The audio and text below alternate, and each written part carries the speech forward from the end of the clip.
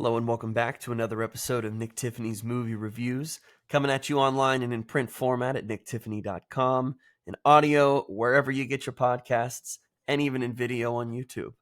Today we're talking about what, to me, at least in the circles that I've been viewing, has been pushed as a major awards contender, best of the year, best writing, film, actor, everything.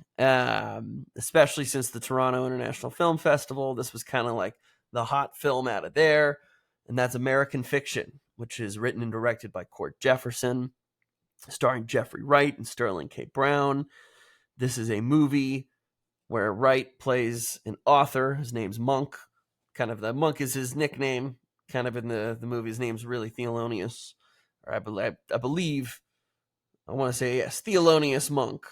And he's a professor. He teaches history. He also writes about history.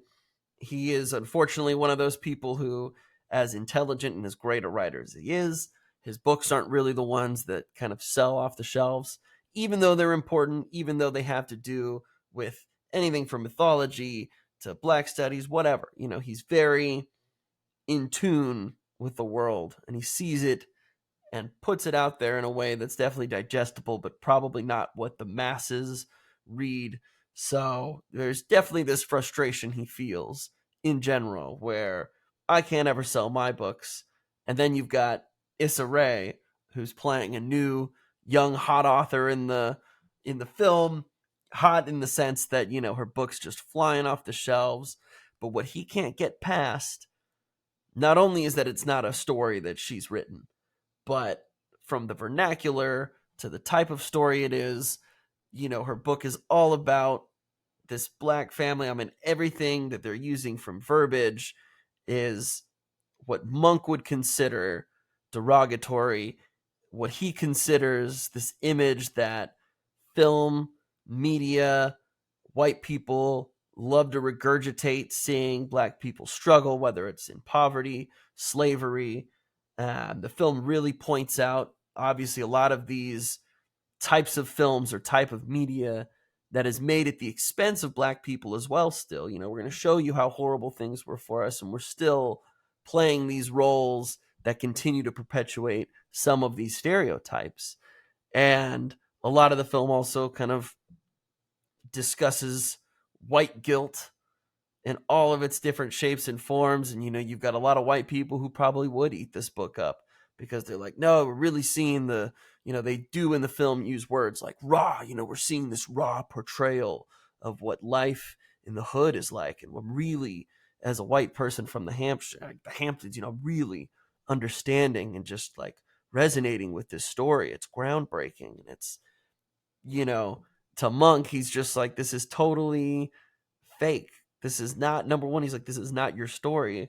But what you're doing is putting this out there for audiences who, you know, we know are the lowest form of, you know, I'm like, you know, I'm watching my words because as a film critic, sometimes it's easy to feel like, you know, film critics, you might see 100 to 250 films a year, and your average person goes to like 5 movies a year.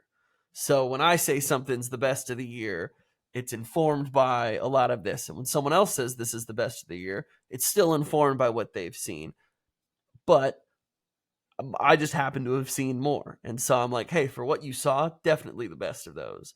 But there's still something better out there. And so I don't know. This film really surprised me in a lot of ways because it's also been marketed as a comedy. And while it's definitely more of a dry, kind of witty humor, I would honestly say it's probably 20% comedy, like 80% family drama, which I was not really expecting, nor was something that I was like reading after some people's first reactions for the film. And so you've got Tracy Ellis Ross, who plays Monk's sister.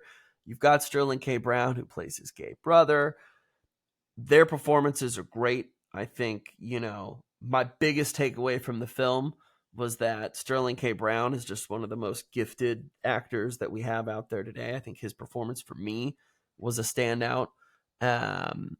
Even though maybe the role, I don't want to say felt reductive, but it's one that deals in stereotypes, obviously, in the Black community as well, with being a Black gay man, something that's newer for his character, and kind of how some of it's handled. I don't know if it was feeding into some of the stereotypes. I'd listen to some other thoughts from some other critics who I trust and listen to, and I think, while not being totally qualified to speak on the entirety of the situation, I just thought it was interesting for a film that also is talking about, how harmful some of these stereotypes or how often we put out the same type of material can be as far as how people view Black people in general. And so it was just, I don't know, it was interesting because, again, the film far more dramatic than I thought it was going to be, far more family focused, and at the core of this film, because family tragedy arises, Monk needs to step up, support his family monetarily in some different ways. And so, almost as a joke, he's like, well, if Issa Rae's character can write this book that just profits off of reducing Black people to, the smallest stereotype, I'm going to do the same thing. And I'm going to write as this felon persona. And I'm going to use, all different improper spelling, whatever. It's going to be profanity, but it's going to have different wrong, like whatever the verbiage, the jargon, everything. He's like, I'm going to falsify this. I'm going to create this narrative of this kid who finds out that this drug dealer is really his dad and this broken home. And it's just, again, a regurgitation of what the media continuously puts out about Black stories, the tragic ones that grab media attention, unfortunately, and the ones that you see sometimes, as he calls it, though, trauma porn, as far as, seeing yourself represented. You want different versions of that, not just the same versions you've been given and told, hey, well, this is important stuff, but what does it say or do when it comes to how you look at our people? And so, unfortunately for Monk, people are like, oh my God, this book's great. And rather than reading your other book, we want to read this. And it's done under a pseudonym. So it's like, I'm not going to put my name on this, but damn it, people are responding well to it. And that's frustrating. And so where it leads is kind of this moral dilemma of, do I continue down this path because, wow, I'm going to make more money and get more notoriety than I've ever had in my life? But it's also at the expense of being a massive hypocrite and feeding into what I already feel like is harming our people. And so I think the premise was more interesting than it ended up being a little bit. I don't know, going into this movie knowing some of what they were going to be discussing and then watching some of it unfold at the start, I was kind of like, okay, well, we're going some interesting places here. Whether it's just talking about the kind of media that white people love to consume, as far as it comes to how they see Black people portrayed, especially corporate media and executives and the stories they're looking for. And, oh God, we want sad stories. We want something that just rattles us, that's raw. We don't want clean and tiny professional. We want something that hurts. And it does make a lot of comments about the media, the type of media we ingest and that we look for. Kind of looking at that style like, wow, a lot of people don't read books, and so it's a New York Times bestseller. And truthfully, I don't even know what that means anymore, because there's a lot of books that are New York bestsellers that, are nothing. They're fine. They're nothing so crazy. But they've gathered the attention of people somehow, or through some committees have managed to push it out there. So for everything the film kind of sets up for discussions, I just felt like they didn't really go for the jugular. I felt like they kind of played it safe in regards to some of the discussion around race and how it's perceived, and especially when it comes to, within the film, Jeffrey Wright and Issa Rae's character and how he might view her and vice versa if they knew. And I just think it leads, I don't know, it left a lot on the table, I felt like, as far as like, okay, we're going somewhere. You're starting to get a little bit of venom in the blood. Like, we're really, I didn't think it was going to be quite a satire totally, but I definitely felt like it was going to be political. I felt like it was going to say something about society. I thought it was going to, it does, but I really thought it was going to just hit you right in the face with it. Like, we're not holding back. We're not pulling punches. We're saying what we're saying. And I feel like it kind of tiptoes around that line, because it definitely makes jokes at white people's expense, which was hilarious. All the people in the theater laughed, young and old. You know, I don't think it was anything like so offensive, but maybe that's also why I was kind of like, you're talking about really important stuff here, really interesting stuff that is prevalent today. And I just maybe wanted a little bit more. I really maybe wanted them to either say something more or for it not to kind of conform to this other side of what they're talking about, which is, well, sometimes selling out a little bit or doing something that's mass appealing is safer, yes, but it ends up working. You make more money from it, you make whatever. So I don't know. The film is almost this paradox of itself in a way where I'm not going to spoil anything. But by the end of the movie, I was just kind of like, where I feel like this could have gone and what it was already starting to say and the conversations I thought it could have finished, it just didn't do that. And so I kind of walked out a little bit puzzled, especially after reading a lot of other people's reactions.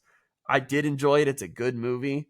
It's a great family drama, especially. It is kind of funny in some bits, but I just think it, I don't know. I think that it just could have had a little bit more bite and it would have been better for that. And I think it would have lended itself better to the story, perhaps. But that is truly just my perspective. I know I'm one of the few who probably has had this reaction, as it seems a lot of people are loving this, which I'm glad they are. Again, I think Jeffrey Wright was great. I think Sterling K. Brown, for me, was really the standout personally.